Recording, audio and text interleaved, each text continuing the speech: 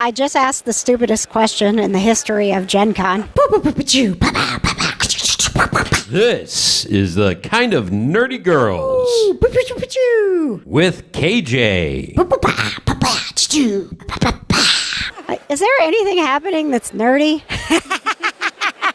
I'm at Gen Con. It's KJ on the road with the Kinda Nerdy Girls podcast. And I have been trying to catch this kind of nerdy girl for ever. Welcome back to the show, Shelley. Hi, I'm so excited to be back. Is there anything nerdy happening? Outside of the entirety of Gen Con? No, nothing. Well, we are kind of in this Gen Con vortex. I mean, you can't even really get much service here. Let's talk about the nerdy thing we know, which is Gen Con. It's day 3 as we're talking. Have you ventured out of the Conquest Journals booth and found any fun games? I did, a little bit. So I went over to the USAopoly booth because there is a Harry Potter dueling game that I bought. It's for 2 players. So I thought Haley and I could play. You could come over. I was going to say, wait a second, you and me? Yes. So it's a deck building game. So that means it's the cards. And it can do 2 players. I was so excited about it. I ran over and I got it. And then another game I went to, and it was called Deep Water Games was the booth. And they actually have a game coming out called Floor Plan that is like designing a home with a game, which looked really cool. They only had a prototype box, so I couldn't buy the game. But I did end up getting another game that's like Stratego, except for, did you ever play Stratego?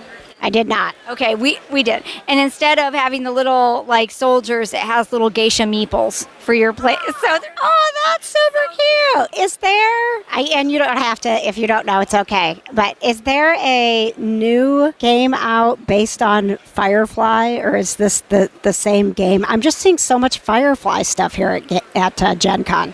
I know that a couple of years ago, and I can't remember which game, if it was Fantasy Flight, I really can't remember who put it out, or it might have been Ravensburger, but there was a new, and I'm so sorry to the game companies if I'm totally getting that wrong.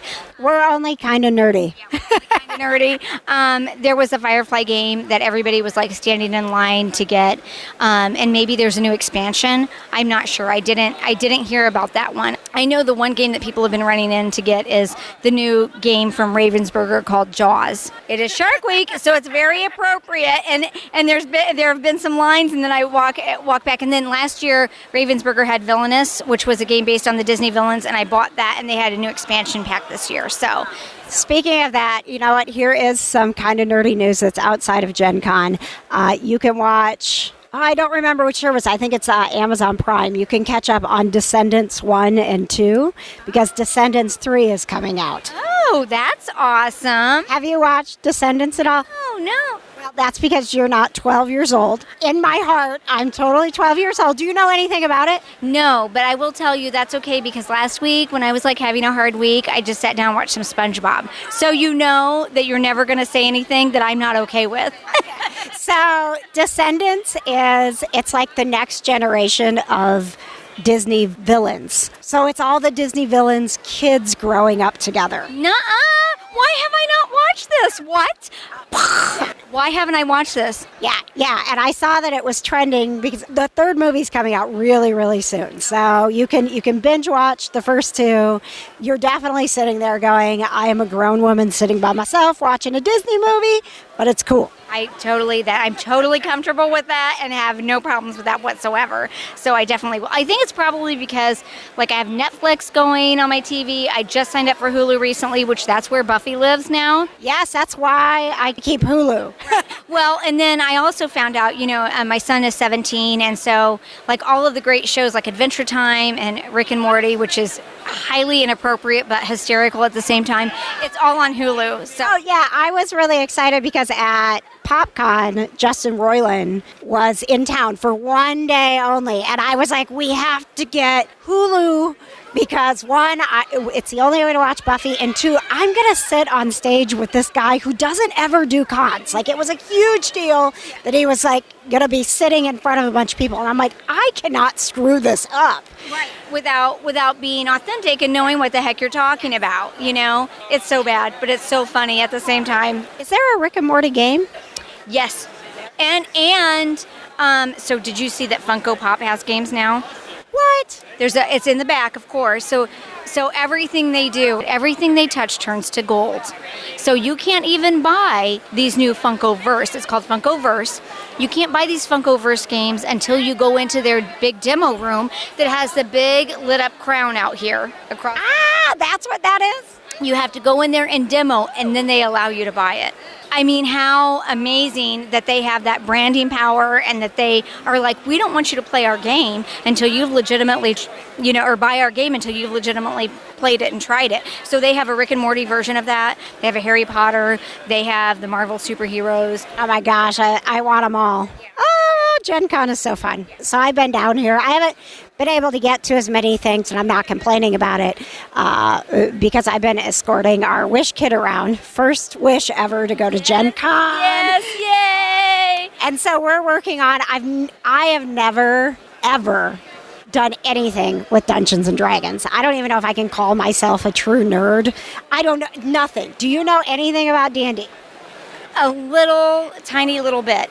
I know that there is a dungeon master, and I know that they are the story creator. They control everything, and they keep their stories very secret and secure with them, so the other players don't know what's going to happen. I know that you develop your characters with character sheets, and they have different skills and abilities. So he's working on what my D&D character should be. That's fantastic. He's been profiling me all weekend. we started with sorceress, and then he made a comment about how he tanks for his mom because his mom is a very weak sorceress, and I was like, well, I'm not going to be weak. No. Yeah.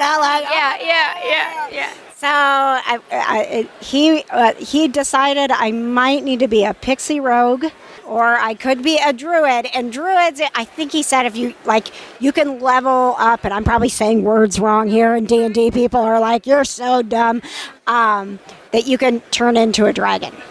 Ooh, as a druid? Because I know that one of my friends who plays a lot of World of Warcraft has a lot of similar characterizations as D&D, and she was always a rogue, and that was like the coolest thing to be, was a rogue. So he told me if I was a pixie rogue that would be awesome, because then I could be like really tiny, but then like be kicking someone's shins really hard. Really fantastic. I really like that. That seems really accurate. That sounds like me, right? I'm going to be really tiny and kicking someone's shins. That seems very appropriate.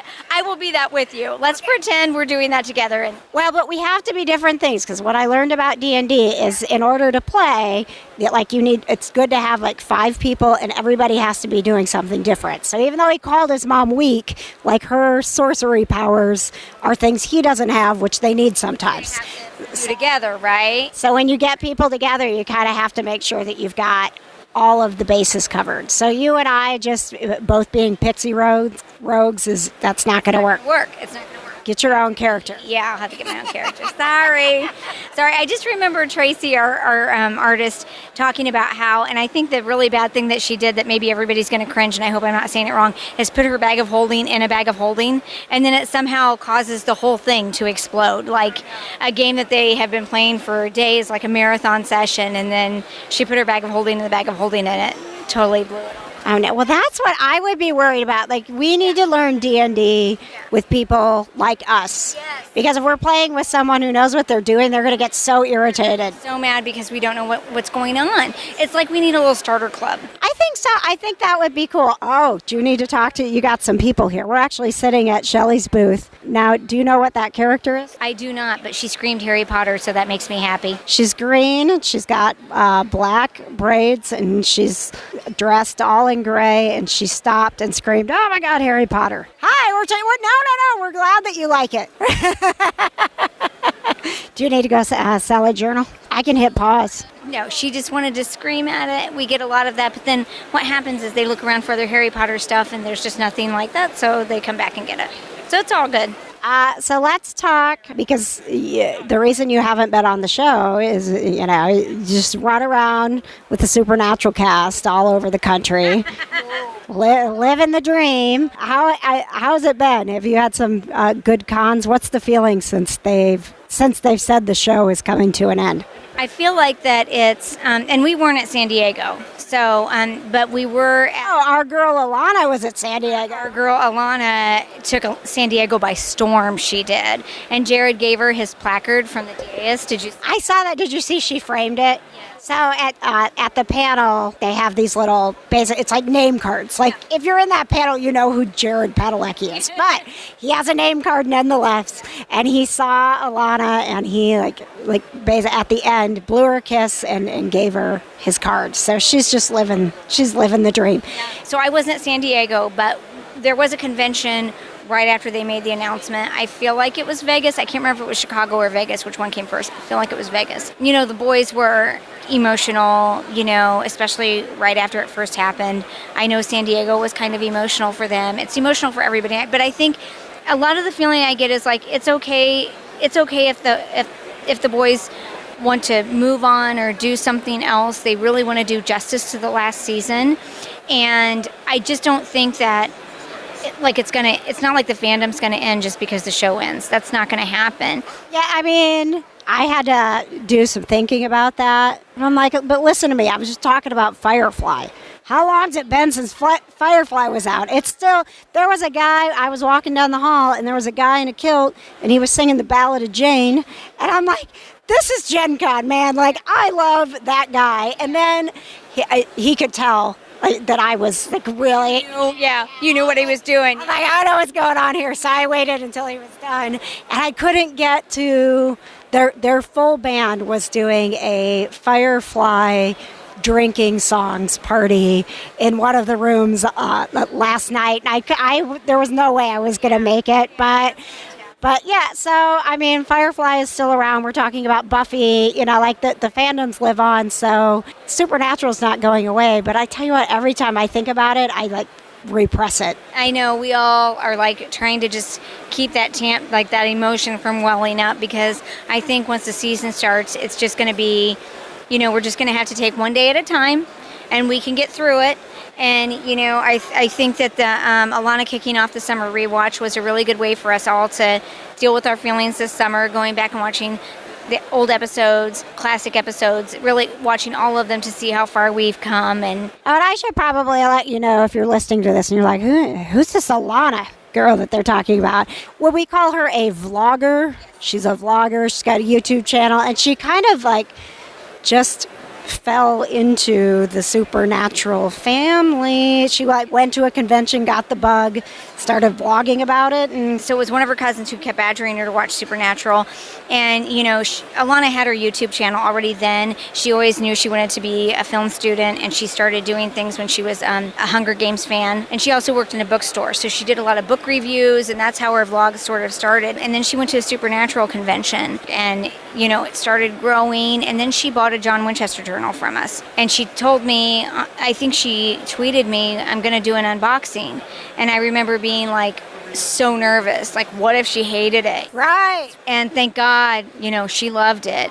Chicago Supernatural Convention was shortly after that, and I connected the creation people to Alana so that she could start doing all this great coverage, because I think what she brings to it is really for young people, you know, who haven't been before or maybe intimidated to try that convention experience or do it. This is how you do it. Yeah, I mean, I watched her videos before I went to my first Supernatural convention, because it is nothing like any other convention. The creation entertainment cons are so, you use the term, I think the proper term is immersive. It's an immersive experience. It is like you're hanging out in a room. These people who you know and love from your TV show are sitting there with you. They're playing games. They're telling stories. And it's not a convention where you stand in line, you get a quick picture, and you're out the door. And it's not Gen Con where everybody's just playing games and hanging out. It's totally different. And it's immersed in that particular fandom. So it's all Supernatural.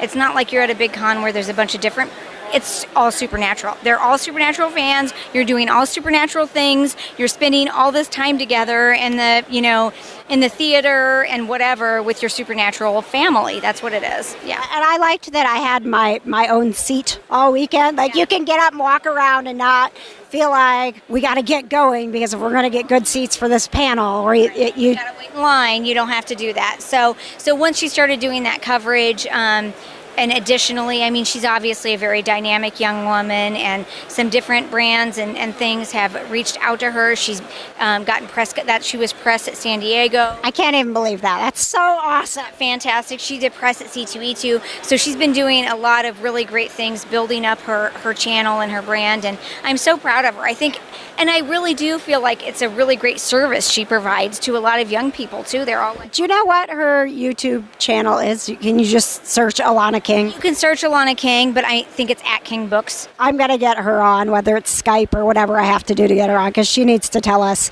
all the stuff that happened at San Diego Comic-Con, because we're all just living vicariously through it. I know. As I was watching it unfold, I was like, I'm so upset I'm not there. Why am I not there? Yeah. Well, I'm going to let you get back to your booth and all of your amazing things. You've got the Harry Potter planners. Are they pre-order still? If I want a Harry Potter planner, when am I going to get it? Okay, so if you pre-ordered, we are shipping the Charms planner, which is a little chibi Harry Potter. They came in last. It's so cute. So they are shipping, those already shipped out, our pre-orders. And then the Celestial planner, which is the undated mini binder, those are shipping out as well. We got that inventory in. So both of those will ship immediately. And then the house planners will be coming in October. And the sticker sheets they came in at the end of last week, so they'll start shipping next week. Very cool. All right, this podcast is brought to you by Conquest Journals.